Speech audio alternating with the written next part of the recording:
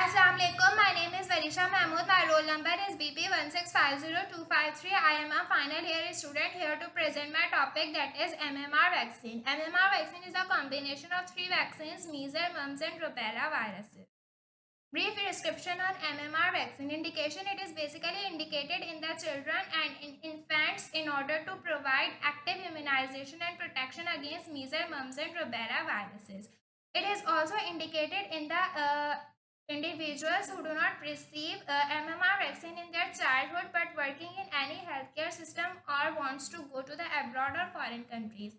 Dosage and administration: the standard dose of MMR vaccine in both infants and children is 0.5 ml, but before administration we have to reconstitute the vaccine with the water.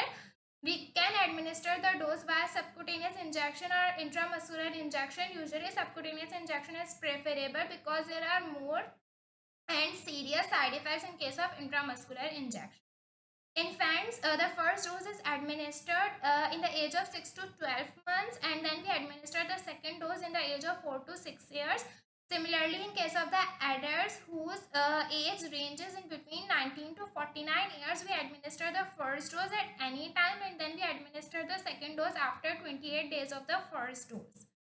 Contraindication: MMR vaccine basically contraindicated in the conditions or diseases which affect the immune system directly or indirectly.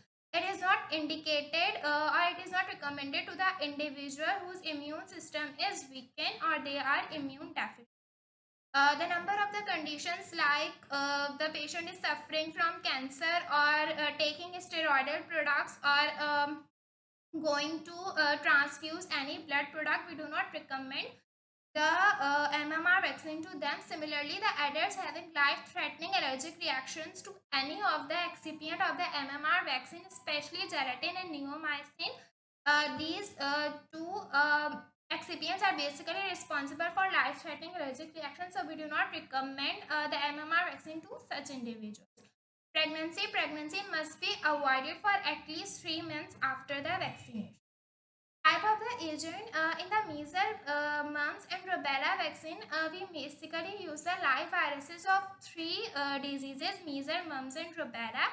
And it is a basic reason that this vaccine is contraindicated in the individual whose immune system is weakened, because if we introduce these MMR vaccine in such individual, instead of promoting the antibodies or promoting or providing the immunity against these three viruses, there is a chance that this disease may develop into an individual. Side effect: usually the side effects are more prone in case of the intramuscular injection, but in case of the subcutaneous injection we also observe some side effects. Local redness and rash, local pain and swelling are usually observed in case of the intramuscular injection or in subcutaneous injection. In case of the subcutaneous injection, we usually observe rhinitis and upper respiratory tract infection. So we must give anti-allergic medication to the individual to overcome this side effect. Diarrhea and vomiting is also observed. In order to overcome these two conditions, we give anti-emetic medicines and some medicines to overcome the diarrhea condition. Rarely we observe the allergic reactions like anaphylactic reactions or thrombocytopenia, but the main thing which we have to consider, we do not avoid these side effects, but we overcome these side effects by giving other medications along with the vaccine. We must consider these side effects while giving the patient MMR vaccine. Drug interactions: the number of the drugs that weaken the immune system are basically shows interaction with MMR vaccine. The examples of few drugs include cyclosporin, abatacept, corticosteroids or steroidal products.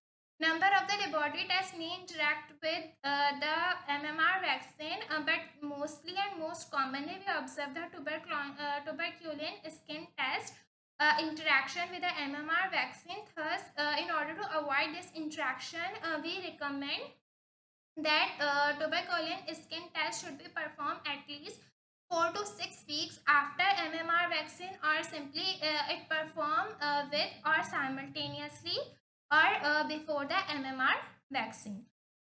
Similarly, we do not give any other vaccine that contain the live viruses within 3 weeks of the vaccination. Similarly, we do not recommend or give the any blood transfusion or immunoglobulins within 3 months of the vaccination. Available forms, the MMR vaccine is available in number of the dosage forms, but all the dosage forms are introduced via subcutaneous route. The number one is Priorix, which is introduced by GlaxoSmithKline GSK, which is the known company.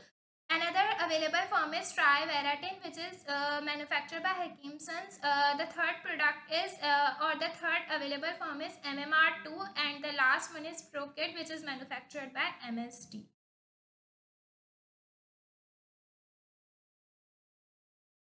I am going to discuss a case study related to COVID-19. A 60-year-old man was admitted in the hospital with symptoms of fever, dry cough, shortness of breath since 5 days.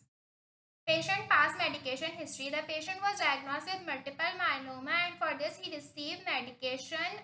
The regimen include 4 drugs: cyclophosphamide, bortezomib, dexamethasone, melphalan in higher doses. Dexamethasone is a painkiller and treat the inflammatory condition.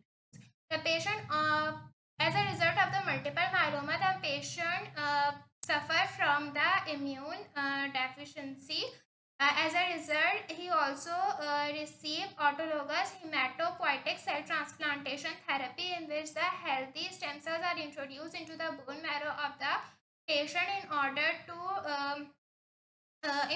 to grow healthy stem cells that provide strength plus boost the immune system of the patient.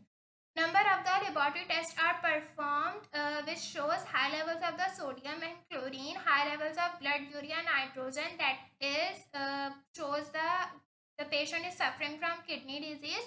Low levels of bicarbonate, it means that the body environment is acidic. Low levels of calcium, it indicates that the patient is immune deficient or may suffer from any bone disorder. Liver enzymes and bilirubin are normal. WBC count is very low. It means that the patient is suffering from infection. Now, high level of atypical lymphocytes and low level of typical lymphocytes. High level of atypical lymphocytes shows that a patient is suffering from viral disease. Patient vital signs, body temperature. Usually in case of the infections, the temperature of the body rises.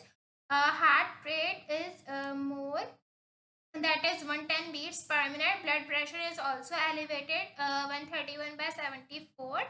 Similarly, respiratory rate is also very high. Elevated D-dimer levels are also observed. D-dimer is basically a protein that is secreted by the body in the blood clot condition in order to protect the body from excessive blood loss. High sensitivity C-reactive protein is also observed, and it shows serious inflammatory condition.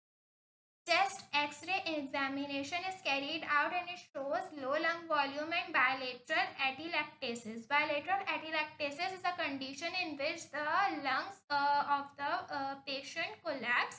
It means that the patient is suffering from infection, viral infection, and basically viral infection is present in the chest of the patient.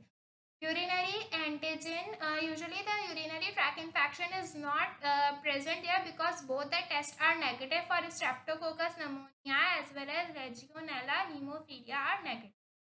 Now, considering these 3 points, viral infection infecting the chest of the patient, we recommend the patient a nasopharyngeal reverse transcription test, and this test was positive, which confirms the diagnosis of COVID-19.